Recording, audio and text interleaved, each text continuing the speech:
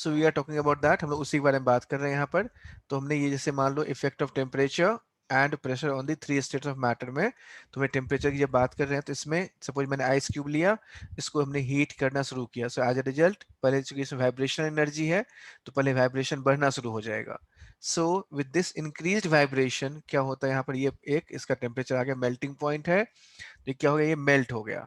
जब मेल्ट हो गया, मेल्ट होने का मतलब क्या है कि देयर एज बेसिकली जो फोर्सेज है वो कुछ अभी भी इसमें प्रेजेंट है, कुछ अभी आपको इसके बीच में ऐसा कुछ लिक्विड में ऐसे फोर्सेज प्रेजेंट होते हैं। ठीक, जैसे ही थोड़ा सा और इसमें हमने हीट किया, सो एज रिजल्ट क्या हो रहा है यहाँ पर, इसमें ये जो मॉलिक्यूल्स है यहाँ पर देखो, ये बिल्कुल गैस के मॉलिक्यूल अलग अलग हो गए, and so they are becoming, बिल्कुल वेपर बन गया यहाँ पर। सो दिस इज कॉल्ड, जिस जिस टेम्परेचर पर ये बिल्कुल ये मेल्ट हो जाता है, लिक्विड स्टेट में कन्वर्ट हो गया, solid has been changing to liquid, तो उस टेम्परेचर को हम लोग क्या कहते हैं, मेल्टिंग पॉइंट बोलते हैं। ये सॉलिड था, this is change to what, liquid में चेंज हो गया, and so we call this melting point, हमने कहा इसको, इस टेम्परेचर को। और जब ये गैस में चेंज हो गया तो क्या हो गया, दिस इज नाउ, ये कहलाता है गैस बन गया, and therefore we call this boiling point. Now from this we can say the temperature at which vapor pressure above the solid and liquid is same is called freezing point कहलाता है। ये temperature है basically, तो temperature हमने लिखा है यहाँ पर, तो टेम्परेचर है, और हमने ये ग्राफ पढ़ा हुआ था, तो इस ग्राफ से हमने क्या देखा हुआ था इस ग्राफ में, कि यहाँ पर जहाँ पर वेपर प्रेशर जो है टेम्परेचर, और इसमें this is all equal, and when this is equal, इसी को हम लोगों ने क्या नाम दे दिया है, फ्रीजिंग पॉइंट बोला हुआ है। ठीक, तो that is what the idea of freezing point, यानी सॉलिड और लिक्विड जो है वो इक्विलिब्रियम में प्रेजेंट होते हैं। So here we can say stronger force of attraction between solid particles, so we can, जितना ज्यादा स्ट्रॉन्गर फोर्स होगा सॉलिड पार्टिकल के बीच में, उतना ही ज्यादा क्या होगा, मेल्टिंग पॉइंट ज्यादा होगा। वीक फोर्स होगा, लेस मेल्टिंग पॉइंट होगा। हाँ या ना? Yes, sir. Then we have defined a term that is called latent heat, and this latent heat is what, इसको हमने कैसे define किया हुआ है, this latent heat is defined in this way, कुछ ऐसे हम लोग define करते हैं latent heat को, कि this is called hidden heat, and when I say hidden heat, तो हमने इसको कैसे define कर लिया था, so we have defined it in a way like this is observed when there is change of state, जब चेंज ऑफ स्टेट हो रहा है उस टाइम में, जब सॉलिड से लिक्विड में कन्वर्ट हो रहा है, लिक्विड से गैस में कन्वर्ट हो रहा है, तो ये वाला स्टेट कौन सा है, सॉलिड से लिक्विड कहते हैं हम लोग, मेल्टिंग कहते हैं या फ्यूजन कहते हैं, जैसे मेल्टिंग और फ्यूजन, मेल्टिंग और फ्यूजन। इसमें क्या हो, लिक्विड से गैस को हम लोग क्या कहते हैं, vaporisation, vaporisation. And therefore we can see here we do not observe any change in temperature during the change of state, जब change of state होना शुरू होता है उस टाइम में कोई change नहीं होता, and so here we can see, यहाँ से हम लोग इसको use कर सकते हैं, so even though we add heat here but there is no change in temperature, and therefore latent heat of fusion को हमने define किया था, so we have defined it in this way, like it is amount of heat energy required to melt unit mass, किसको, unit mass को हमने define करना है, यानी यूनिट मास ले लिया हमने और उसको हमने क्या किया, मेल्ट कराया, unit mass 1 kilogram of solid into liquid state eight atmospheric pressure at its melting point. So amount of heat energy required क्या है ये, तो ये से आपसे ये पूछा जाए कि भाई ये लेटेंट हीट ऑफ फ्यूजन क्या है, तो पहला जवाब तो ये होगा कि लेटेंट हीट ऑफ फ्यूजन है, एक हीट है ये, यानी एनर्जी है। So we can say here like this, कुछ ऐसे हम कहेंगे इसको कि this is basically what, this is energy or heat required, this is, when I say latent heat of fusion, this is heat energy required, heat energy, or this is heat energy।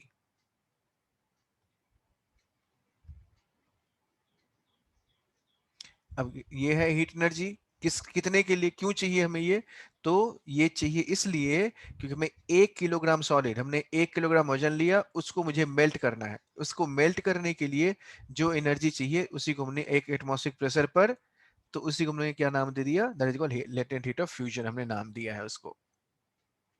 So this is all we have done in the last class. So we can see है, जैसे water था हमारे पास, तो water में क्या हो रहा है यहाँ पर, ये बहुत सारा मॉलिक्यूल था और इसको हमने कन्वर्ट कर लिया था। नाउ देयर इज बॉइलिंग की हमने बात की थी, तो बॉइलिंग हमने क्या देखा था, बॉइलिंग हमने कैसे डिफाइन किया था बॉइलिंग के लिए? What was the rule? क्या क्या हमने पढ़ा था बॉइलिंग में? Boiling is spontaneous change of state from liquid is to a bulk gas. phenomenon. हाँ, बल्क फिनोमेना. गैस और वेपर में क्या अंतर था? Do you recall that difference between gas and vapour? Sir, vapors form at a particular temperature at boiling point. Vapours या gas? Sir, gas form Sir, at gas. boiling point. Sir, gas vapors form at every time. हाँ, हर एक temperature पे vapour बनता है, जबकि gas केवल एक particular temperature पर बनता है, यानी बॉइलिंग पॉइंट पे ही ये होता है. Hmm. Then we can say here, यहाँ पर हमने एक और चीज देखना है यहाँ पर कि ये वाला क्या था? इवेपोरेशन था. What was evaporation? Evaporation is a surface phenomena, यानी सिर्फ ये सरफेस के ऊपर से होता है, जबकि बॉइलिंग जो है वो कहाँ से होता है? थ्रू आउट द सरफेस होता है. ठीक है. Yes, sir. तुमने डिफरेंसेस लिखा था यहाँ पर इवेपोरेशन में और इसमें बॉइलिंग में.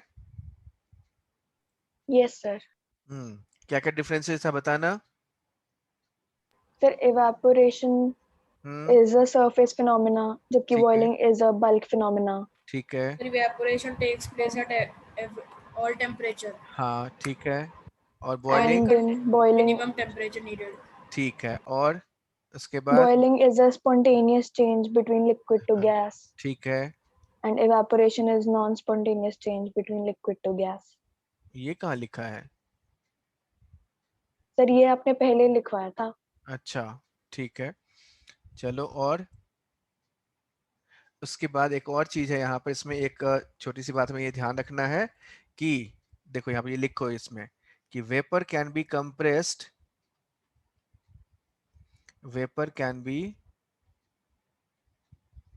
compressed to form a liquid state. यानी वेपर को यदि हम कंप्रेस कर देते हैं तो वो लिक्विड में कन्वर्ट हो जाता है, but gases can not be compressed to liquid. Gases can not be compressed to liquid. This can be done. Conversion to liquid is possible. Conversion to liquid is possible only by changing temperature and pressure. Temperature और pressure को change करके ही हम लोग gas को liquefy कर सकते हैं. We can not liquefy gases otherwise. हाँ या ना? Yes, Yes, sir. sir. ठीक है. चलो, तो ये हो गया. अब ऐसे हमें क्या डिफाइन करना है? जैसे हमने कहा लेटेंट हीट ऑफ फ्यूजन हमने कहा था, वैसे हमें क्या कर देखना होगा यहाँ पर? लेटेंट हीट ऑफ वेपराइजेशन को डिफाइन करना है. अगेन वी कैन से कि जब हमने यहाँ पर ये देखा है तो kinetic energy won't be changing, so we can say at the boiling point. Again one more point, and there is no change in temperature. There is no change in temperature. No change in temperature when more heat is given.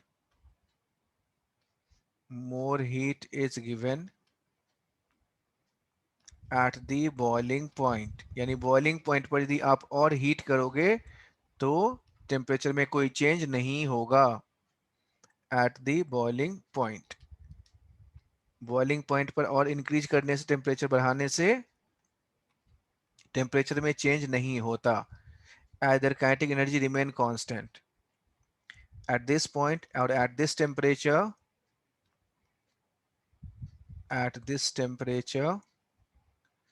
the kinetic energy remain constant. Kinetic energy remain constant.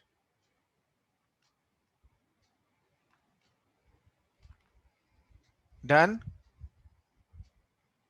तो क्या होगा? So when heating is done, when heating is done, it only increases the rate of vaporisation, यानी उस time में क्या होगा, सिर्फ और सिर्फ रेट ऑफ वेपराइजेशन ही बढ़ेगा और कुछ नहीं होगा। Got the point? Yes, sir. Yes, sir. हाँ, अब इसके बाद दिस में ऑल्सो भी डिफाइंड एज, बॉइलिंग पॉइंट में ऑल्सो भी डिफाइंड एज, ये नोट करो बच्चों, ये थोड़ा टिपिकल है but we have to understand and we have to memorise as well. ये थोड़ा सा इंपॉर्टेंट है और ये जरूर आप लोग अच्छी तरह से ये याद रखेंगे। Boiling point is defined as the temperature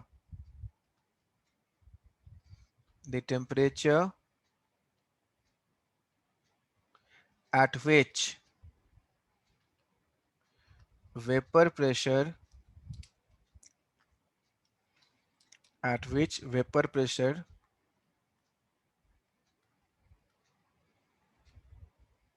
equals to atmospheric pressure।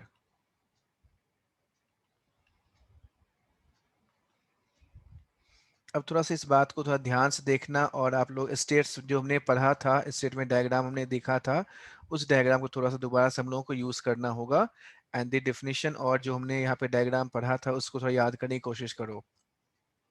क्या लिखा है, पढ़ो जरा इसको। What is the statement? The temperature at which vapour pressure equals to atmospheric pressure, यानी एटमॉस्फेरिक प्रेशर के बराबर होना चाहिए। यानी सोच के देखो यहाँ पर कि ये जो पार्टिकल्स है, ये जो बबल है, इसको क्या करना है, बाहर आना है। तो बाहर आने के लिए जो बबल बना यहाँ पर, इस बबल को बाहर निकलना है। तो ये बाहर कैसे निकलेगा?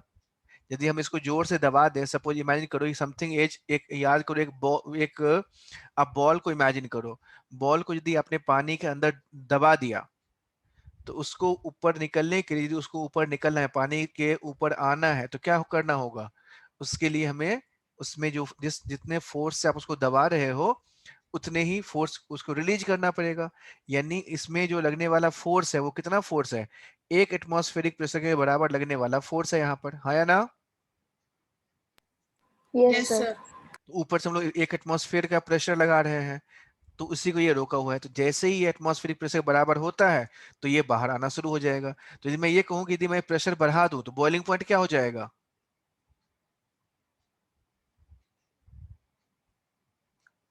दोबारा सुनो मैंने क्या कहा, साइनी सुन रही हो? Yes, sir.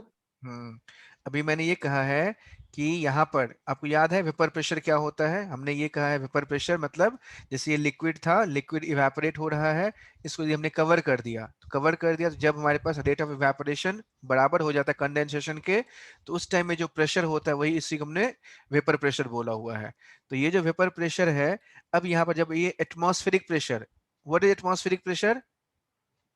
जो एटमॉस्फेयर हमारे ऊपर लगाता है, जो हमारे ऊपर एटमॉस्फेयर के जो गैस मॉलिक्यूल्स है उसके कारण जो हमारे ऊपर लगने वाला प्रेशर है उसको हम लोग एटमॉस्फेरिक प्रेशर बोलते हैं। वह एक pressure basically kind of force है ये। तो ये फोर्स इस डायरेक्शन में लग रहा है, यहाँ पर इस डायरेक्शन में। तो जब ये फोर्स इसके अंदर इससे लगने वाला जो फोर्स है उसके बराबर हो जाएगा, तब जाके क्या होगा, ये इसके सरफेस पे आ जाएगा। यदि और बढ़ा देंगे तो इसको बाहर निकलने के लिए और एनर्जी चाहिए होगा, हाँ या ना? Yes, sir. ठीक, ज्यादा एनर्जी चाहिए मतलब क्या, बॉइलिंग पॉइंट क्या हो जाएगा, बढ़ जाएगा। And so you need to remember here कि यदि हमने प्रेशर बढ़ा देते हैं, so increase in pressure, increase in pressure increases the boiling point, increase in pressure increases the boiling point, and therefore what we get is increase in pressure increases the boiling point, number one. Similarly दूसरा statement क्या बोल सकते हैं हम लोग? दूसरा statement क्या हो जाएगा? Decrease in pressure, decrease in pressure क्या होगा, डिक्रीजेस द बॉइलिंग पॉइंट, हाँ या ना? Yes, sir. Yes, Yes, sir. sir. Mihira, याद है बच्चा, हो गया याद, समझ में आएगी बात? Yes, sir.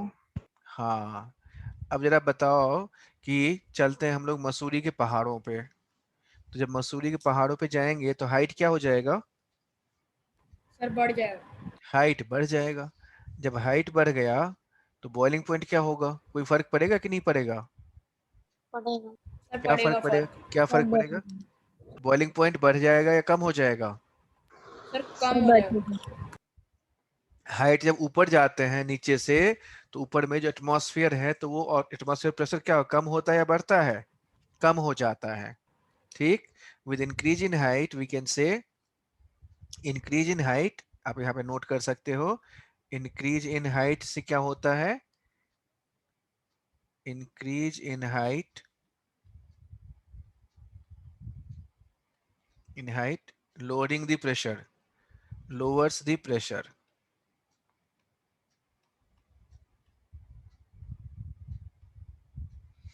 Therefore, यदि प्रेशर लोअर हो गया, इससे क्या मतलब है? इंक्रीज इन हाइट हमने कहा तो प्रेशर लोअर हो जाएगा, तो बॉइलिंग पॉइंट क्या हो जाएगा? Therefore boiling point decreases, boiling point decreases, boiling point decrease कर जाता है। यानी जो पानी 100 डिग्री सेल्सियस पे बॉयल होना चाहिए, वो कितने पे बॉयल होगा? वो अब मान लो 90 डिग्री पे बॉयल होगा। तो कुकिंग आसान हो जाएगी या मुश्किल हो जाएगी? आसान। आसान। कुकिंग के लिए पानी का बॉयल होना जरूरी है या एक पर्टिकुलर टेम्परेचर होना मिलना जरूरी है फूड को? particular temp particular temperature. Particular temperature. Temperature. ठीक है, पानी का बॉयल होना से मतलब ही नहीं है। And therefore we can say particular temperature चाहिए, यानी कहने का ये मतलब हो गया कि वहां पर चूंकि 100, हम सपोज ऐसे सोच के देखें आप कि घर में आप बना रहे हो तो 100 डिग्री सेल्सियस पे 10 मिनट हमें पकाने में लगता है। वहां पर वो खाना जो भी है वो 100 डिग्री सेल्सियस पहुंचेगा ही नहीं। क्यों नहीं पहुंचेगा? क्योंकि पानी पहले ही बॉयल हो गया। लोअर टेम हमारे पास क्या हो गया, जब ऊपर प्रेशर कम है तो पानी यदि 100 के बदले वो 90 पे बॉयल होना शुरू हो गया। तो जब 90 पे ही बॉयल होगा, यानी इसका मतलब क्या है कि आप हीट दे भी रहे हो तो भी हीट उस सब्सटेंस को नहीं मिल रहा है, उतना हीट जा ही नहीं पाएगा, क्योंकि बॉइलिंग के बाद टेम्परेचर बढ़ता नहीं है या ना? Yes sir. यस इसलिए सर। कुकिंग वहां पर क्या हो जाता है, डिफिकल्ट हो जाता है। So just make it a note, लिखो यहाँ, लिख लो इस पॉइंट को। At height altitude, since boiling point of water decreases, or boiling point decreases at high altitude, pressure decreases at high altitude, pressure decreases, therefore boiling point decreases, so it is difficult to cook the food, so it is difficult to cook the food.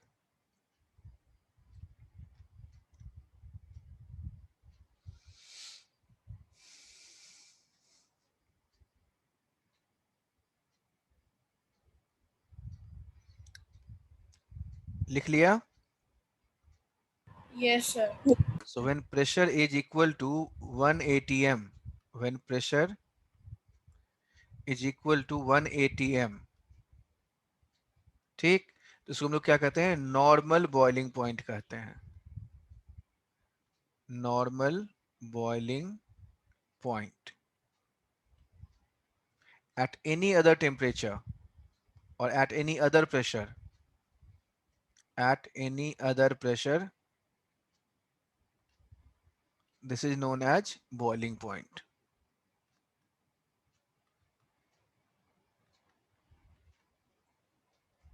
ठीक। So please go through this, इसको पढ़ो, समझो और boiling point के बारे में just go through करो एक बार, and then will go ahead, फिर इसके और बारे में बात करते हैं। लेटेंट हीट ऑफ फ्यूजन हो गया है, तो लेटेंट हीट ऑफ वेपराइजेशन भी हम लोग डिफाइन करेंगे। So just go through this boiling part.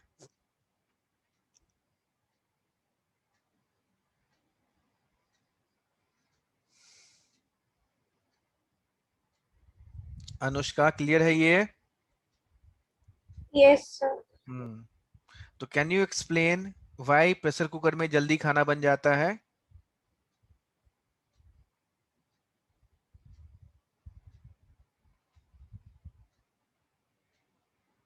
जल्दी से इसको याद करो, बॉइलिंग के बारे में जो भी लिखा है आप लोगों ने नोट किया है इसको, तो जल्दी इसको रिवाइज करो और क्विकली फिर मुझे सुनाओ। अनुष्का, आपको सुनाना है। Now definition of latent heat of vaporisation. So जैसे मैंने यहाँ पे लिखा था ना लेटेंट हीट ऑफ फ्यूजन, वैसे ही क्या करेंगे, लेटेंट हीट ऑफ वेपराइजेशन लिखते हैं। So here it is, latent heat of vaporisation.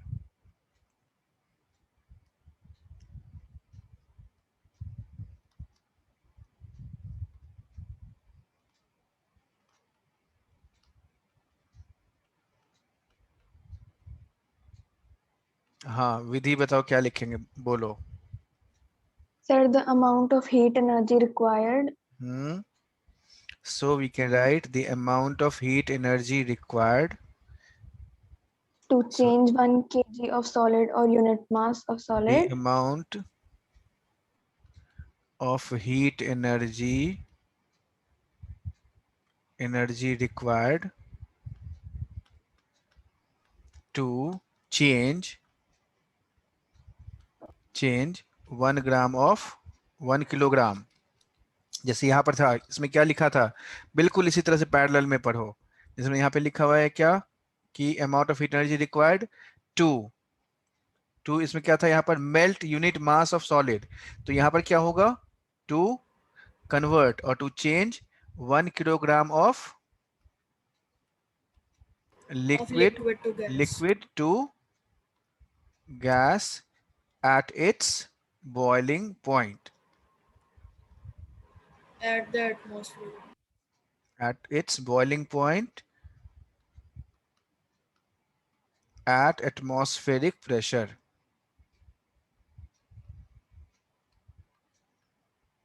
Atmospheric pressure. तो ये हमारा क्या हो गया, this is the amount of heat energy required to change 1 kilogram of liquid to gas at its boiling point at atmospheric pressure पे। जो भी हमें हीट चाहिए होता है वही क्या है, लेटेंट हीट ऑफ वेपराइजेशन है। हाँ या ना? Yes, sir. Yes, sir. Very good.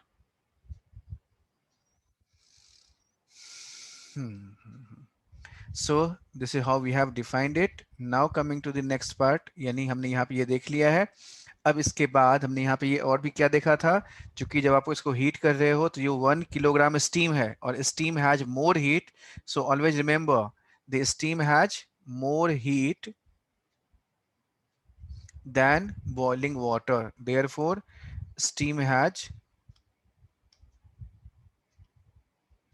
more heat than boiling water. ठीक, तो ये हमें ध्यान रखना है। Now coming to the next part, so let's see NCERT में क्या दिया हुआ है उसके बारे में quickly बात करते हैं। And so let's have a look at that.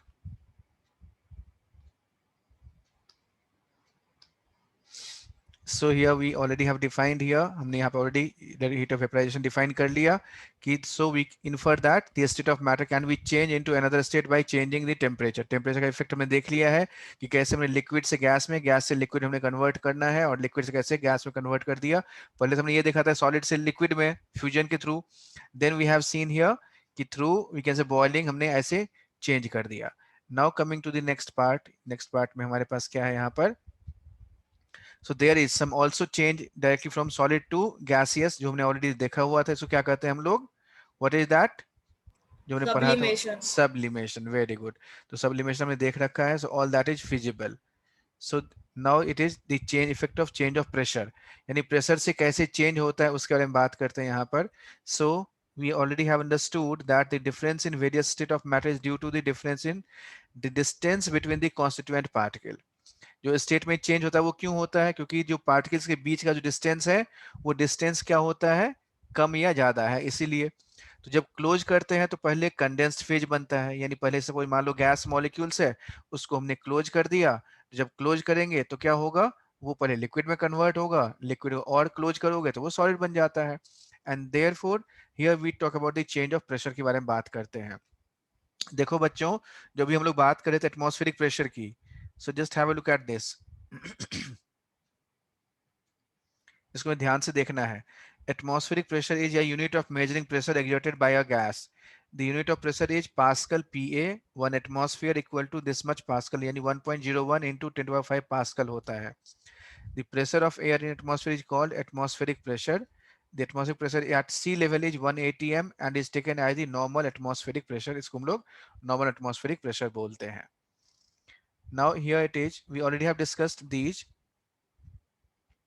अब हम लोग बात करते हैं इसमें what is the effect of pressure।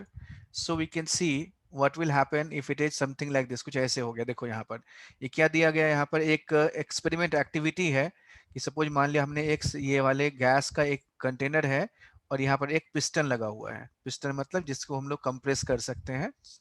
इसको हमने क्या किया, थोड़ा सा और दबा दिया। दबा दिया मतलब हमने इसके ऊपर फोर्स लगाया है।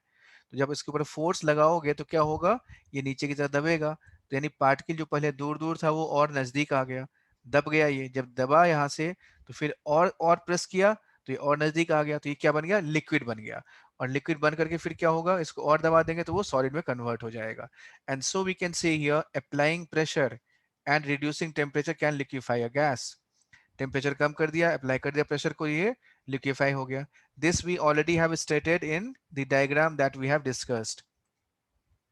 नाउ इसके बाद हम आपने क्या भी सुना, इसमें लिखा हुआ एक statement, have you heard of solid carbon dioxide? तुमने सॉलिड कार्बन डाइऑक्साइड के बारे में सुना है? It is stored under high pressure. Solid CO2 gets converted directly to gaseous state on decrease of pressure to 1 atmosphere without coming into liquid state, right? And this is the reason that solid carbon dioxide is also known as dry ice. So remember this one, dry ice क्यों कहते हैं? तो ये इसमें reason क्या लिखेंगे यहाँ पर?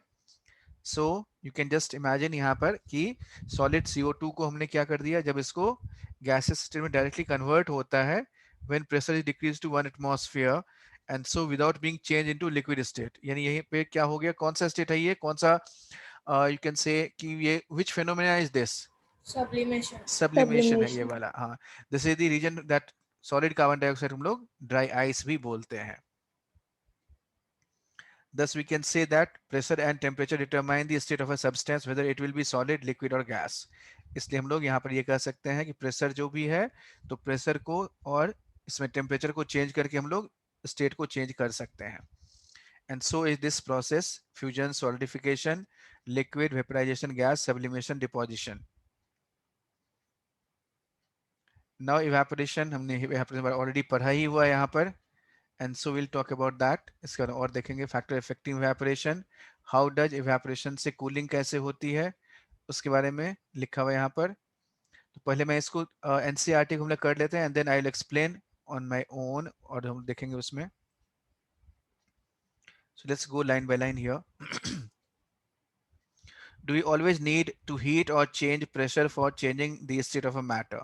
तो इस लाइन में क्या कहा गया, क्या हमें हमेशा प्रेशर को, do we always need to heat or change pressure for changing the state of matter? Can you quote some example from everyday life where change of state from liquid to vapor takes place without the liquid reaching the boiling point? Water, when left uncovered, slowly changes into vapor.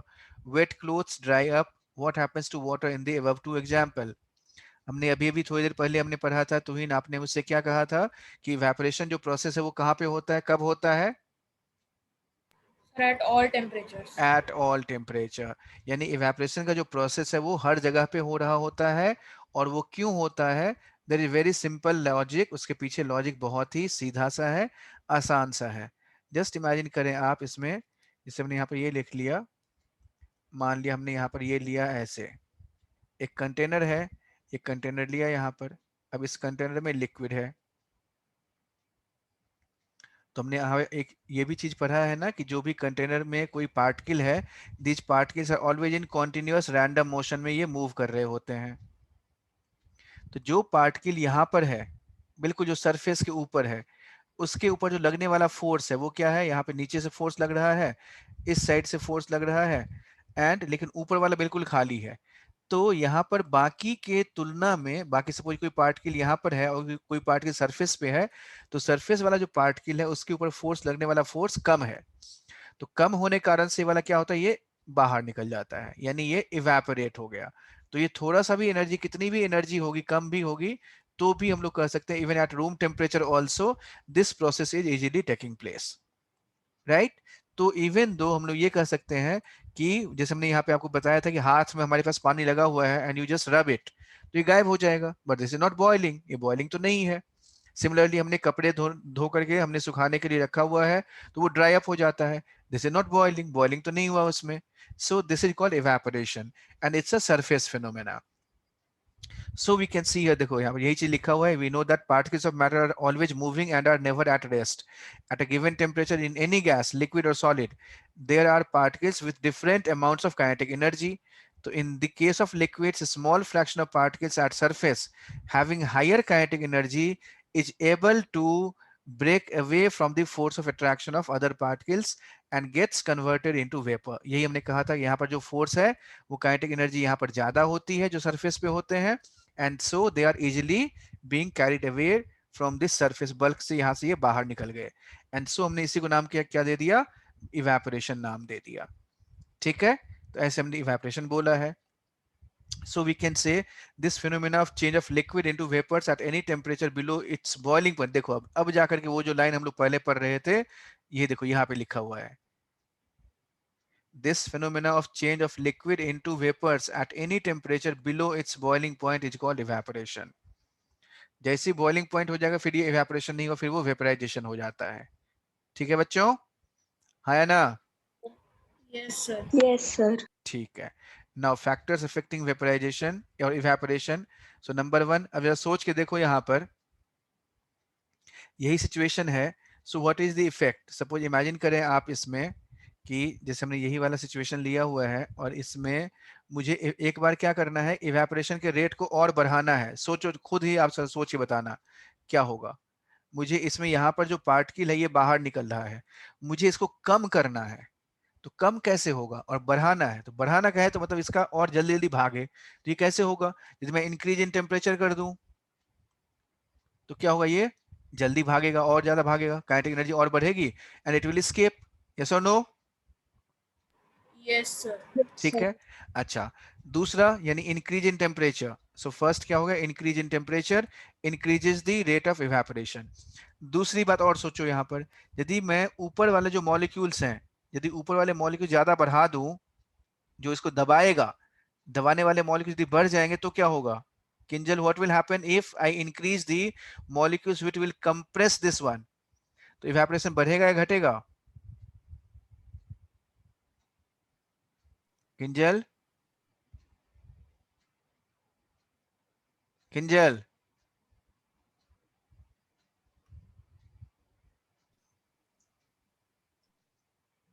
Kinjal,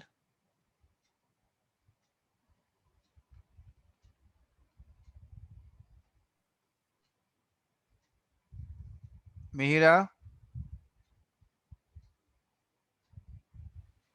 sir sir क्या घटेगा बढ़ेगा? घटेगा sir. घटेगा। क्यों घट जाएगा? ठीक है, ठीक है, घट जाएगा। क्यों घटेगा, बताओ बताओ, बिल्कुल सही बोला है बच्चा। सर हम इन्हें दबाएंगे तो इनको स्पेस नहीं मिलेगी वेरी जाने। गुड। जब हमने इसको दबा दिया यहाँ पर, मिहिरा सुनो ध्यान से, किंजल कहाँ हो आप? I am putting you in waiting room. So here it is, यहाँ पे क्या हो गया, इसमें ये वाला जो पार्टिकल है हमने इसको बढ़ा दिया, यानी इसमें ऊपर बढ़ा यानी फोर्स बढ़ा दिया, यानी प्रेशर बढ़ा दिया। प्रेशर बढ़ा देंगे तो क्या हो जाएगा, प्रेशर बढ़ाने से क्या हो जाता है यहाँ पर कि पार्टिकल सर से काइनेटिक एनर्जी कम हो जाएगी, यानी इसमें ये ज्यादा लगाना पड़ेगा, तो इवेपोरेशन कम हो जाएगा। So we can say if we increase, यानी प्रेशर के इंक्रीज से रेट ऑफ इवेपोरेशन क्या होगा, कम होगा। So we can write here increase in pressure decreases the evaporation. Can we write it like that? Yes Yes, sir. Anushka, हाँ या ना? Sir. थर्ड, सपोज मैं डिक्रीज कर दूं प्रेशर को, तब क्या हो जाएगा? Increase in evaporation. हाँ, decrease in pressure, decrease in pressure, so increase in the rate of sir evaporation. इसलिए जब तेज हवा चलती है तो कपड़ा जल्दी सूख हाँ, जाता है। Increase the rate of evaporation, बिल्कुल सही है, रेट ऑफ इवेपोरेशन। ठीक है, and so here we can write here in this case, ऐसे हमने कह दिया। अब यदि मान लो इसमें जैसे अब वाटर कंटेंट जब ज्यादा होता है तो इसी को हम लोग क्या कहते हैं, जैसे हमारे पास मान लो कि वाटर ज्यादा हो गया, वाटर ज्यादा हो गया यानी ह्यूमिडिटी बढ़ेगा, बढ़ा या घट गया? यदि वाटर ह्यूमिडिटी मतलब ये होता है कितना ज्यादा वाटर मॉलिक्यूल प्रेजेंट है, जितना ज्यादा वाटर मॉलिक्यूल प्रेजेंट होगा उतनी ही ज्यादा क्या हो जाएगी, उसकी ह्यूमिडिटी होगी।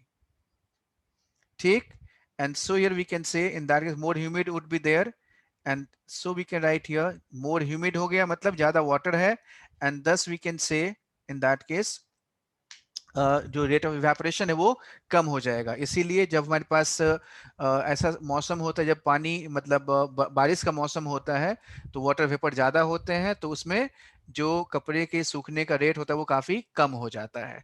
लेकिन जब मौसम बिल्कुल ड्राई हो, जब वाटर का वेपर नहीं होगा, तो इस केस में क्या हो जाएगा, इन दैट केस इजीली ये इवेपोरेट हो जाता है। ठीक, and so here it is, यही चीज यहाँ पे लिखा हुआ है, इसी को हमने यहाँ पे भी एक्सप्लेन किया है। एंड दस वी कैन राइट हियर, यहाँ से हम क्या लिख सकते हैं इसमें, so an increase in surface area, so you must have observed that the rate of evaporation increases with increase in surface area। Number one पहले ये देखेंगे कि सरफेस एरिया बढ़ा देंगे तो क्या होगा, इन दैट केस इवेपोरेशन बढ़ जाएगा। क्यों बढ़ जाएगा, मान लो सपोज जैसे हाथ हमारा भींगा हुआ है और उसको और ज्यादा मतलब, या कपड़े भींगे हुए हैं उसको और ज्यादा हमने पूरा स्प्रेड ओपन अप करके छोड़ दिया, तो वो सरफेस एरिया बढ़ेगा, तो इंटरेक्शन बढ़ेगा इसमें, and so rate of evaporation increase हो जाएगा। while putting up clothes for drying up we spread them out। Increase in temperature, temperature बढ़ा देंगे तो काइनेटिक एनर्जी बढ़ जाएगी, काइनेटिक एनर्जी बढ़ गई तो again we can say rate of evaporation बढ़ जाएगा। Then we can say decrease in humidity, again वही हमने कहा कि वाटर वेपर कम हो गया तो इजिली और ज्यादा ये क्या होगा, इवेपोरेशन का रेट बढ़ जाएगा। तो हमें यह लिखना है decrease in humidity. Further increase in wind speed, wind speed बढ़ाने का मतलब क्या हो गया कि विंड स्पीड जैसे ही बढ़ेगा, इसका मतलब क्या है, काइनेटिक एनर्जी बढ़ेगा तो मॉलिक्यूल को ये दूर करेगा, दूर करेगा मतलब वाटर मॉलिक्यूल्स भागते जाएंगे, बाहर निकलते जा रहे हैं, बाहर निकलते जा रहे हैं, and therefore more water molecule will come out, and so rate of evaporation क्या होगा, बढ़ जाएगा। So with the increase in wind speed, the particles of water vapor move away with the wind, and this decreases the amount of water vapor in the surrounding, and so more rate of evaporation। So इसके अलावा एक और चीज ध्यान रखना है हमें कि जब भी इवेपोरेशन होता है तो क्या होगा, मॉलिक्यूल्स जो होंगे वो निकलेंगे यहाँ से, and so the molecules absorb energy to from surrounding to and therefore this is again leading to cooling।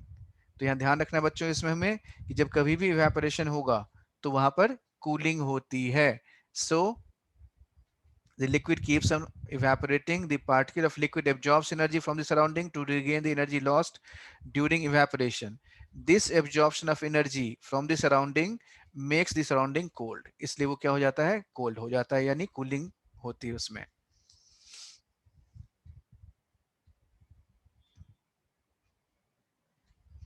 So what happens when you pour some acetone nail polish remover on your palm, what we find, क्या होता है वहां पर, हमें ठंडा लगता है। क्यों होता है यहाँ पर, because the particles gain energy from your palm or surrounding and evaporate causing the palm to feel cool।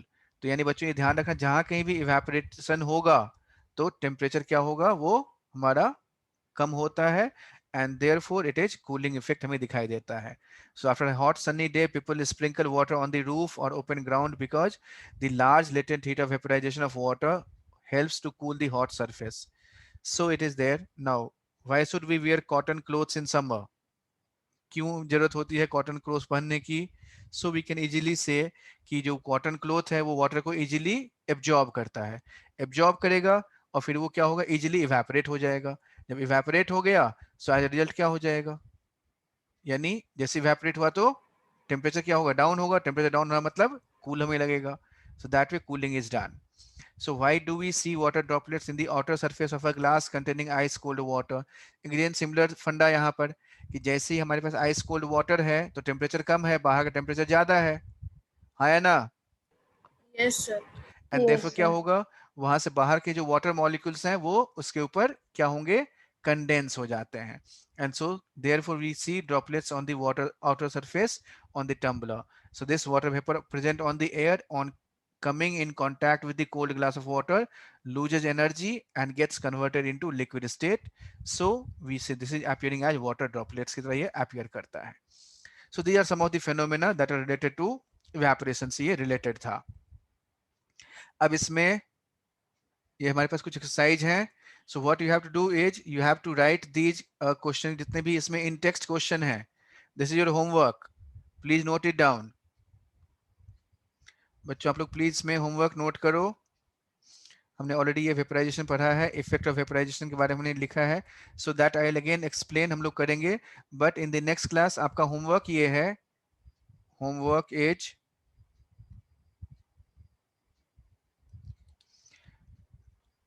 Right question answer of all the, जो भी हमारे पास एनसीईआरटी के इन टेक्स्ट में होमवर्क में हमें ध्यान रखना है कि in text question, in text and exercise,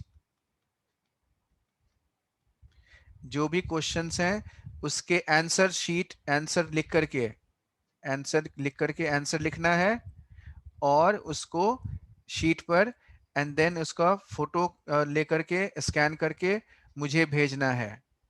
what is to be done? We have to write the answers of in-text question and back exercise हाँ, and send उसका it आंसर to लिखना you. है और मुझे भेजना है आप लोग. साइनी, समझ में आ गई बात? Yes. अनुष्का, हाय अना. Yes, sir. किंजल, हाय अना. मिहिरा, मिहिरा. Yes. हाँ ठीक है. विधि, Yes, sir. हाँ ठीक है. चलो, so that's all for today. बाकी और इसके बारे में बात करेंगे हम लोग. ये चैप्टर हो गया हमारा खत्म and will continue with this. इसको एक्सरसाइज खत्म कर लेना. तो हमारा बेसिकली 3 चैप्टर हम लोग कंप्लीट कर चुके हैं. एक चैप्टर और बचा हुआ है, वो छोटा सा चैप्टर है, वो भी खत्म हो जाएगा. So will continue with that. ठीक है, फिर बाकी हम रिवीजन करते रहेंगे and will discuss more and I will give you the assignment based on this. ठीक है बच्चों, so take care, bye, Yes, sir. Bye, sir. Thank you, sir. Welcome.